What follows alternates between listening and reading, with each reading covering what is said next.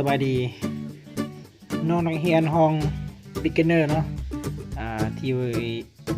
ยังไม่เข้าใจเกี่ยวกับการนำใส่ this และ that เนาะในวันนี้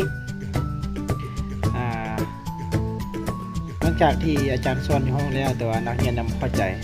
แต่อาจารย์ที่มาอธิบายเพิ่มเติมเนาะผ่านช่อง YouTube ของอาจารย์นี่แหละเนาะวันนี้อาจารย์สิมาสอนอยู่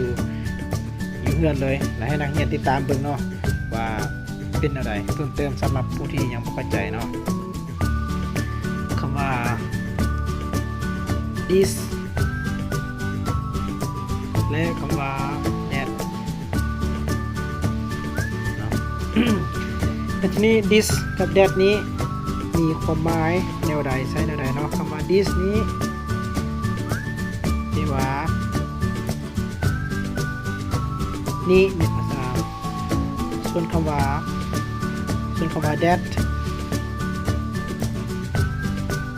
คำว่า that นี่แปลว่านั่นคือ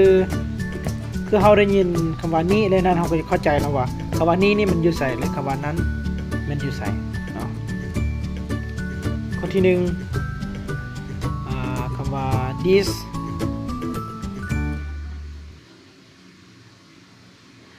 man เราจะใช้กับสิ่งของที่เป็นจำนวนน้อยเนาะเป็นจำนวนน้อยอันหนึ่งอันเดียวแล้วจะมีคำว่านำหน้าเนาะน้อยแล้วจะมีนำหน้าคำนาม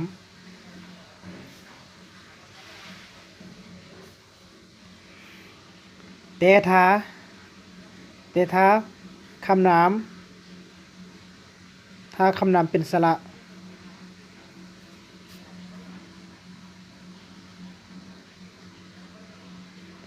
จะใส่ n เข้าไปเนาะแล้วจะใส่ n เข้าไป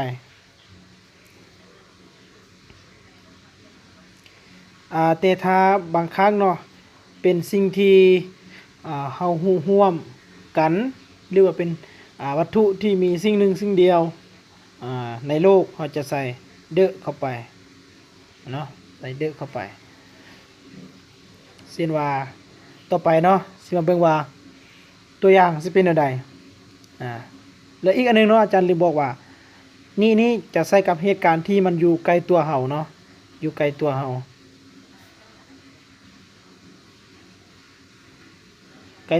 สามารถ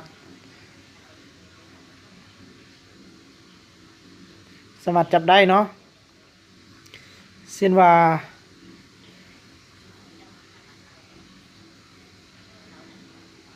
this ตัวอย่างเนาะ this is a table จะมีนำหน้าเสมอ this is an apple เนาะจะมีสิ่งหนึ่งสิ่งเดียวเนาะจะบ่มี s เติมเพราะว่ามันเป็นจำนวนน้อยเนาะต่อมา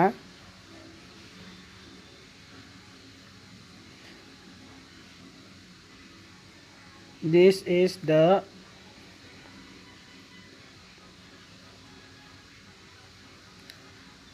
earth นี่แมนแผ่นดินหรือว่าหน่วยโลกเนาะ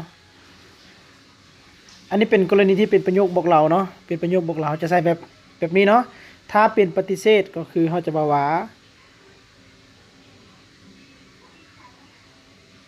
this is ตามด้วย not เข้าไป this is not a table ถ้าเป็นคำถามบัดนี้กรณีที่เป็นปฏิเสธเนาะคือว่านี่บ่แม่นโต๊ะ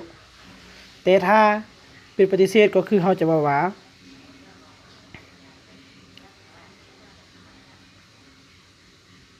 กรณีเป็นคำถามเนาะ เราจะเอา verb to be ขึ้นหน้าเนาะ is this a chair ตามด้วยเครื่องหมายถามก็คือว่านี่แมนตั้งบออ๋อประมาณนี้เนาะเกี่ยวกับ this จะเป็นเหตุการณ์ที่เป็นคำนามเนาะจำนวนน้อยที่เราใช้กับคำนามจำนวนน้อยแล้ว that เขาจะใส่แนวใด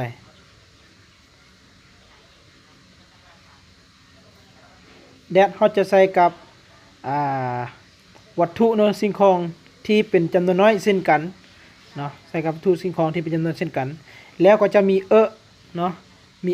มี and มี the คือกันกับthis คือกันแต่ว่าจะต่างอยู่บนนี้เนาะจะต่างอยู่บนนี้เนาะนี่จะใช้กับสิ่งที่อยู่ใกล้ตัวเขาบ่นี่บ่สามารถ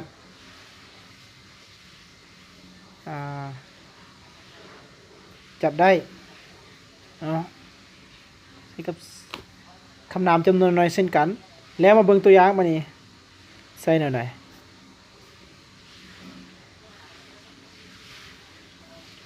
That is a bird นั่นแม่นนกตัวหนึ่งต่อไปเนาะเราใช้คำว่า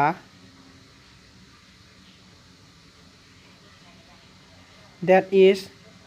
a car นี่ก็เช่นกันเนาะนั่นแม่นรถคันหนึ่งก็คือเป็นวัตถุตัวนั้นต้องได้อยู่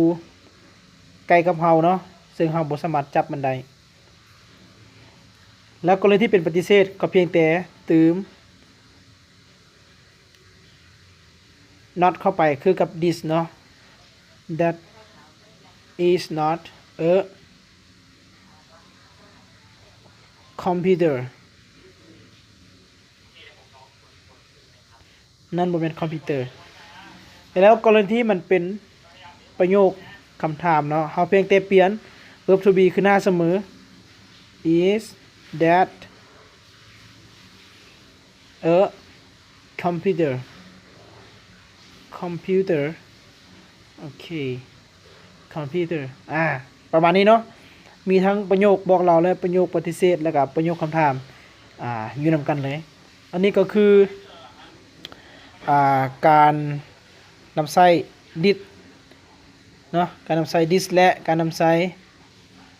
that เนาะเป็นอะไรสามารถสอบถามข้อมูลเพิ่มเติมได้เนาะถ้าว่าผู้ใดที่ยังบ่เข้าใจเนาะรายละเอียดว่าเป็นแนวใดเนาะสามารถถามอาจารย์ได้ด้วยการที่ท่านจะคอมเมนต์ถามอาจารย์ภายในอยู่กองวิดีโอนี้เนาะถ้าว่านักเรียนผู้ใดที่ยังบ่เข้าใจเพิ่มเติมสามารถคอมเมนต์ถามอาจารย์ได้เนาะขอบใจที่เข้ามาเบิ่ง